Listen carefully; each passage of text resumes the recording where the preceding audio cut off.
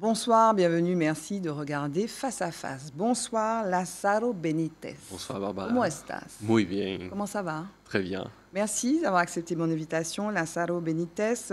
Tu es né à Cuba, tu es chorégraphe, tu es chercheur en danse, et là tu as effectué une résidence à Saint-Esprit, en Martinique, pour travailler sur un projet qui s'appelle Occupation 2. On va y venir, donc c'est un projet qui est en œuvre depuis 2024. Et puis bon, il y a des recherches qui continuent autour de cette question donc, de l'occupation, et c'est lié à une histoire spécifique, donc une histoire d'un petit village colombien. Mais Lázaro Benítez, tu es de Santa Clara. Hein, on n'a pas souvent l'habitude, on n'a pas souvent l'occasion, pardon, d'avoir quelqu'un qui vient de Cuba. Santa Clara, c'est la ville du Che, en tout cas qui est rendue célèbre par le Che.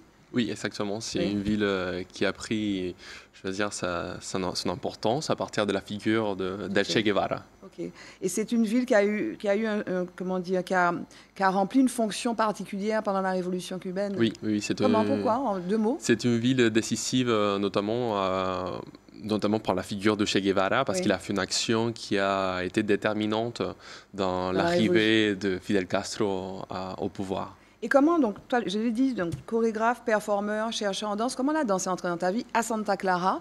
Je voudrais qu'on parle un petit peu de la place de la culture à Cuba. Il me semble que c'est une place assez importante. Oui, Cuba, depuis l'arrivée de la Révolution, a une politique culturelle assez forte Oui. qui commence à très Très jeune. donc pas uniquement avec les écoles de professionnalisation qu'il y a à Cuba, mais aussi avec les maisons de culture. Il a un travail associatif très fort qui notamment et avec un soutien aussi de l'État pour favoriser notamment la culture et la création artistique. Et l'apprentissage aussi? Oui, totalement. Mais pourquoi on donne cette Mais place? parce que je pense que Fidel Castro avait compris l'importance de la culture dans la société. Mhm. Et qu'est-ce qui pouvait donner la culture à la société. Et comment, par la culture, par les biais de la culture, je ne parle pas uniquement des expressions artistiques, je parle de la culture comme un univers très large et Oui, très grand. d'expression finalement. Oui. Qui prend toutes les dimensions de notre société.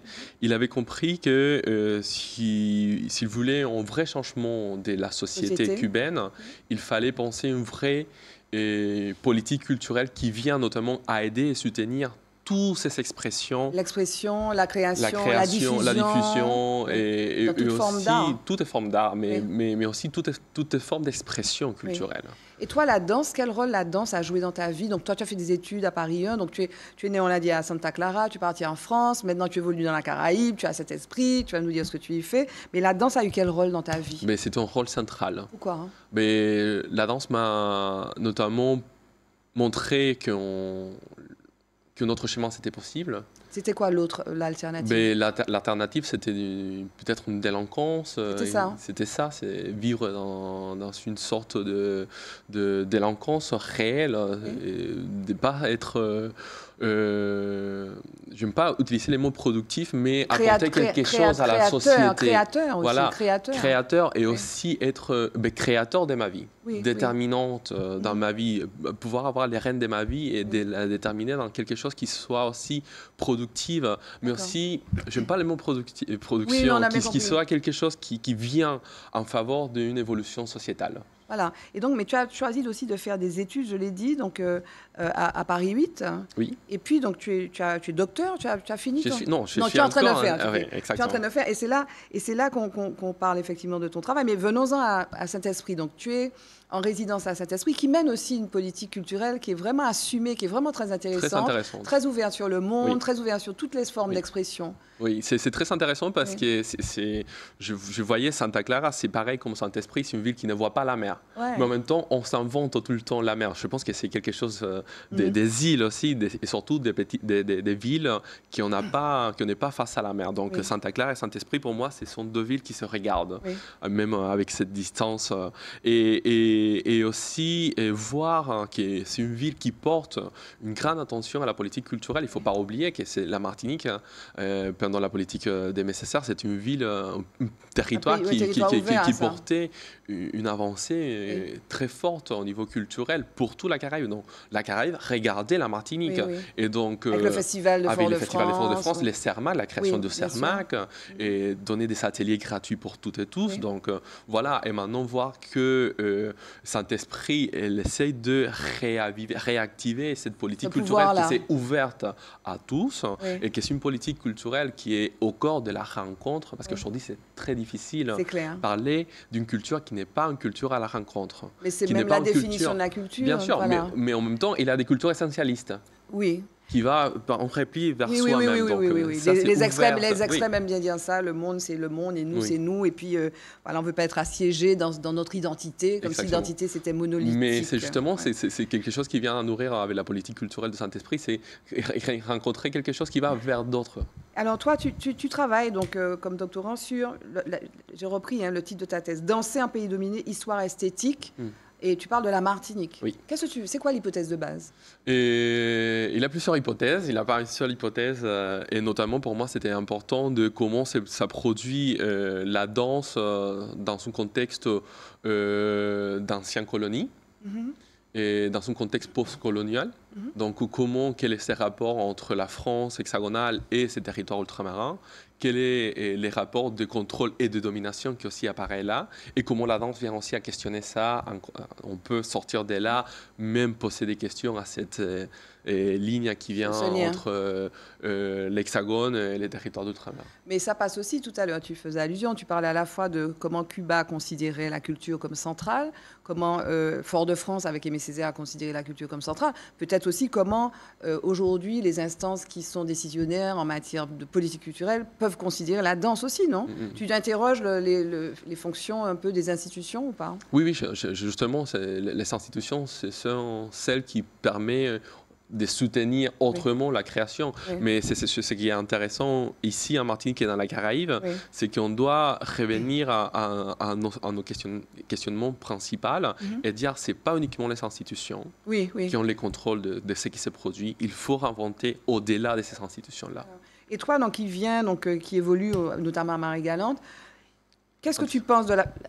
À Marie-Galante, oui, en Guadeloupe, non? À Guadeloupe, mais bon, c'est plutôt un peu partout. Un peu partout, voilà. Et puis dans la Caraïbe, tu vas partir en République dominicaine, notamment. Quel regard tu poses sur la danse? Parce qu'il y a beaucoup de danse ici. Il y a les danses traditionnelles, il y a les danses modernes, il y a le hip-hop, il y a le chata.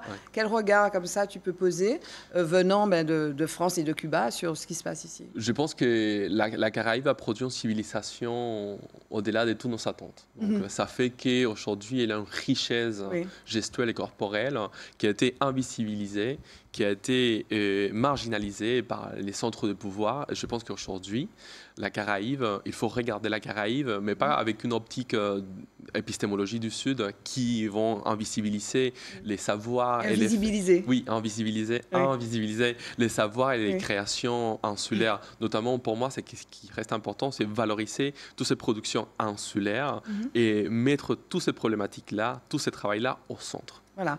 Et alors, mettre ce travail-là au centre, parce que ta façon de travailler en tant que chorégraphe, c'est vraiment à partir du réel et de la société. Toi, la danse doit avoir une utilité, doit avoir un sens. Et tes travaux, et tes derniers travaux, notamment Occupation 2, que tu es venu travailler à Saint-Esprit notamment, part du réel. C'est quoi? C'est un fait de société qui s'est passé en Colombie en 2001. C'est des paysans. En fait, c'est une communauté qui se fait spolier. Raconte-nous un peu l'histoire. Donc, Occupation 2. Oui, je pense que d'abord, la danse doit être mise au service de quelque chose. Oui. Et dans ces possibilités de mettre au service de quelque chose, c'est aussi la possibilité de raconter, de faire exhumer des faits qui ont été complètement mis sous couche, invisibilisés, cachés et même oubliés. Oui. Et par des politiques déterminées. Et la danse vient notamment avec ces faits qui ont été produits le 9 août 2001 à Tabaco, qui est un village des Afro-Colombiens, dans un département qui est représenté majoritairement par une communauté amérindienne, la communauté Wayuu.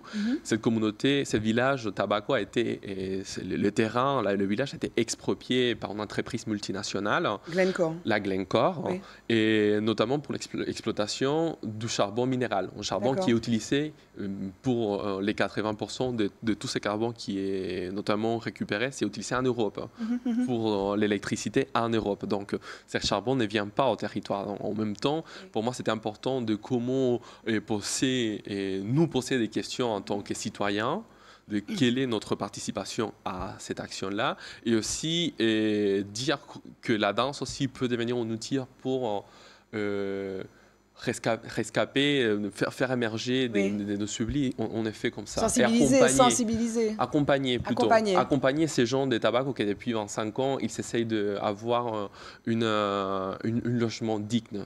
D'accord. Et donc, ce spectacle évolue là, parce que tu l'as créé en 2024. Tu es parti, tu viens à Martinique, tu retravailles cette chorégraphie, ce spectacle. Et il va continuer à vivre ce bien spectacle. sûr, c'est un spectacle vivant. Oui. Donc, pour moi, c'est là l'intérêt de Mais tu l'enrichis parce qu'il est très pluridisciplinaire aussi. Il y a la danse, il y a la vidéo.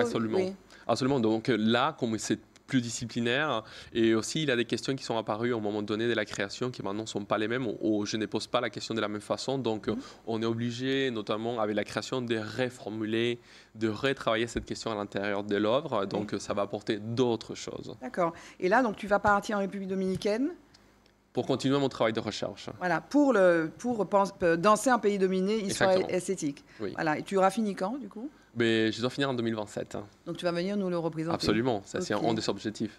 Merci beaucoup. À toi. Merci beaucoup Lázaro Benítez, et puis bonne recherche. Et merci, à bientôt. Barbara. À bientôt. Merci à vous de nous avoir suivis. Je vous retrouve pour un prochain Face à Face sur ATV. Bye bye, à bientôt.